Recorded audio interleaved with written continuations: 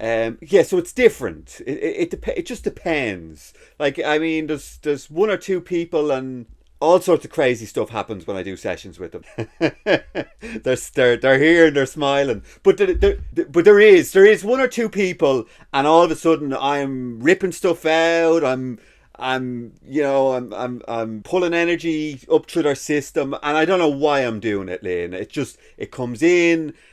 It starts kind of guiding me what to do, and I've no idea why. The other day I was ringing a bell around this person. I was like going all around them, shaking this bell, and then someone else, nothing. It's just sit there, energy's flowing in. It's doing what it's supposed to do. I don't know why it needs me to ring a bell. I don't know what the significance of that is or what it could do, but sometimes it happens. Yes. Yeah. So I look. I don't know what goes on. There was like, but there's one or two people that might happen with, and then everyone else is pretty. So it just depends. Do I know where people are? I have a pretty good idea where everyone is, Lynn. Yeah, yeah. Yeah, I know how they speak. So it's like I can feel the energy behind the words with everybody. So you can be saying one thing to me, and I'm picking up on the energy that's in behind it. And you could be telling me a whole load of lies, or but I can feel what's motivating everybody's speech, and why. I'll see it, a message on my phone before I even look at it. I know what it's about, and it's not that I know the details, but I can feel what the energy is in it, or what that person wants, or what they, yeah. So I can feel where people are just by talking to them. Sometimes I get a flash of the LOC, behind my eyes, just as I close my eyes to do the LOC. It'll give me the number, and I'm within, five either side when I go to do it with the muscle testing. Yeah. Close your eyes. Is your consciousness starting to become more animated? Do you notice almost like somebody's turning up the lights with your consciousness? One of the things that I always say to watch out for is this kind of depth that comes to consciousness. So when you close your eyes, normal human state, you close your eyes to meditate, it's black. There's not a whole lot going on. But when these forces start to come in and seep into the system, you close your eyes, and it's almost like somebody's turned up the dimmer switch. So it starts to become bright when you close your eyes, and there's a depth. There's like a 3D spaciousness to that consciousness now. And you could it's almost like you can put your hands in and reach around, or it feels like there's depth to it, and that's a real great sign when you're having that come in. So there's nothing going on in the soul but presence, Desi. That's what it is. It's the self. It's when people talk about self-realization, the self waking up to the reality of itself. It's just the soul wakes up. It realizes that it's not just a witness, that it has depth, its unboundedness. It's eternal. It was never born. It'll never die, and it's a droplet of the brahman. So it's literally like the brahman has turned itself into these little droplets, and they've all descended down into creation, wrapped in our little personal free will awareness units, which is also a spark of the supreme being.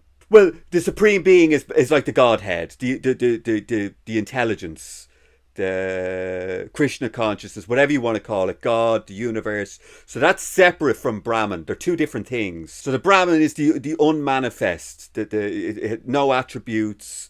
There's nothing going on there. It's primordial consciousness, and out of that arose the supreme being through evolution. Just evolved.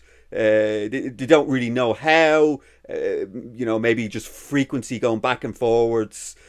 Started to create some sort of a pattern of intelligence that could interact with itself. Eventually, millions and millions and millions of years later, it eventually started to take on an intelligence of its own. It started to divide itself, into one cell versus another cell, so it could interact. And that was all the concept: supreme being, the divine mother. And then obviously it started breaking itself into smaller and smaller pieces also it can interact with itself. Yes, yes. So consciousness is painted on the screen of Brahman, and then each individual spark of the supreme being at its core has a droplet of Brahman, which is your soul. But there's nothing going on in it. The soul, it's got presence.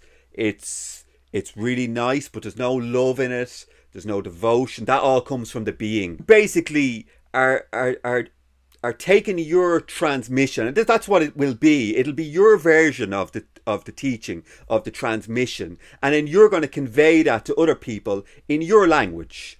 So again, right, a lot of the teachers who talk about this stuff, I'm not from India. I'm not Indian. I don't use that language. I'm down to earth. I'm a regular, person like everybody else here, and I just convey it in the language that I know best and the way I can describe it as simply as possible to everybody here. I mean, I don't know what to say about the not breathing part. It's just, it's probably that you're going into samadhi, and it's almost like the body's forgetting to breathe. The deeper you go, you're not gonna not breathe. It's gonna, the body's always gonna kick back in and take a breath. Funny, at the moment I'm writing all about this in the book, all about the Brahman states when I started going in them. And literally today I spent hours writing all about the fear when I went into Nirvikalpa Samadhi for the first time, and how terrifying it was to the individual, because there was still an I when I was pulled into it. Yeah, I don't know what to say, Parse. Look, for me, it's all about just surrendering and having enough determination to say, okay, I'm going to be okay with this. I'm willing to go there, and I'm willing to, whatever's going to happen, I'm okay with it, even if it means I don't come back.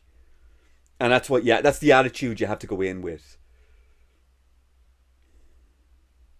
Easier said than done.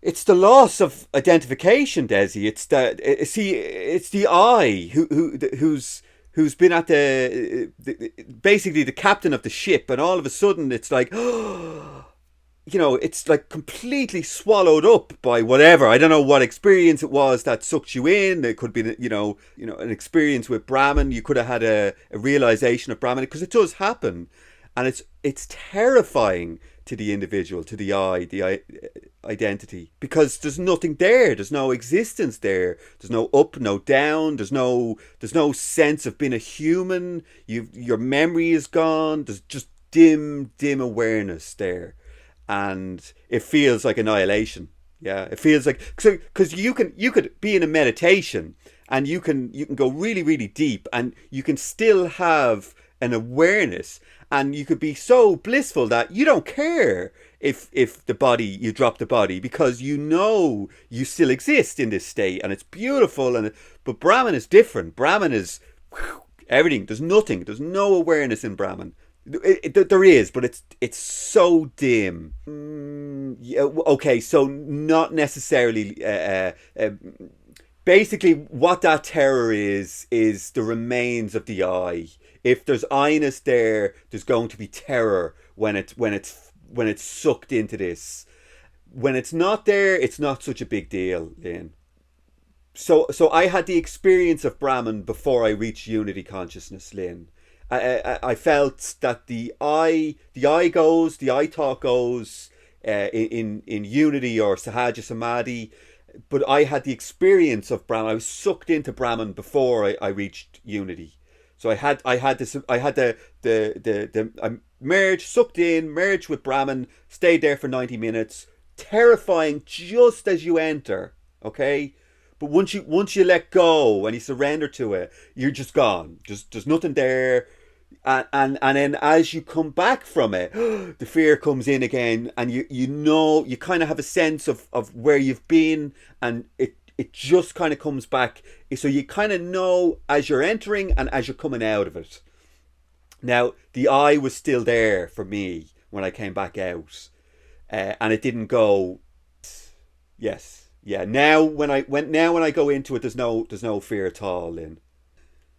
I mean, I look. I'm sure there was part of me that could have tried to stop it, but I was so determined that I didn't care. I was going there, but it just took me. It took me, and it's funny because it's so fresh because I'm writing all about it at the moment, and I had that experience, and then the very next day I merged with the Supreme Being, the cyan blue intelligence, and there was awareness in that. So I was able to use my mind. I was it.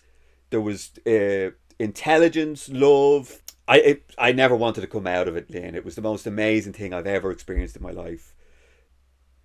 I mean, Felix, it'll come back. You'll get your chance again at it. Oh, if it comes again, just yeah, just go into it.